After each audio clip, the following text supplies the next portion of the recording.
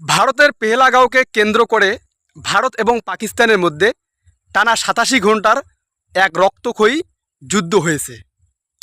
তো আসুন আমরা বিবিসি, আল জাজিরা এবং সিএনএনের রিপোর্ট অনুযায়ী তথ্যগুলো তুলে ধরি। এই ভারত পাকিস্তানের মধ্যে কার কতটুকু ক্ষতি হয়েছে আমরা সেই বিষয় একটু তুলে ধরি। তো আমি প্রথমে দেখব একটু। তো টানা ৮৭ ঘন্টার এই যুদ্ধে ভারতের ক্ষতি হয়েছে ৮৭ বিলিয়ন মার্কিন ডলার।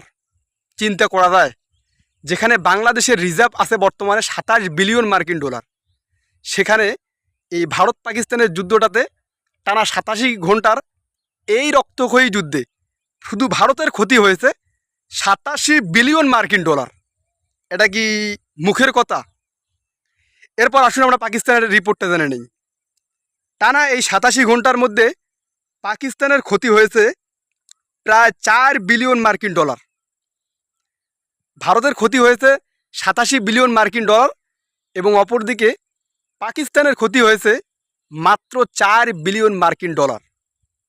তো এখন আমি সাধারণ দর্শকদের এবং সাধারণ পাবলিকদের তাদের কাছেই আমি ছেড়ে দিলাম, ভারত পাকিস্তানের এই যুদ্ধে মূলত কারা জয়ী হয়েছে, ভারত নাকি পাকিস্তান?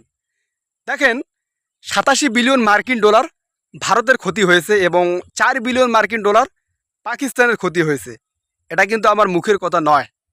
আপনারা বিবিসি, আল জাজিরা এবং সিএনএন এই ৩টি আন্তর্জাতিক পত্রিকা একটু দেখে আসেন, আপনারা সেখানেই পারবেন আসল তথ্য।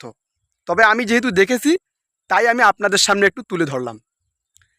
তো আপনাদের কি মনে হয় এই যুদ্ধে আসলে কারা জয়ী হয়েছে, ভারত নাকি পাকিস্তান? অবশ্যই কমেন্ট বক্সে জানাবেন। ধন্যবাদ।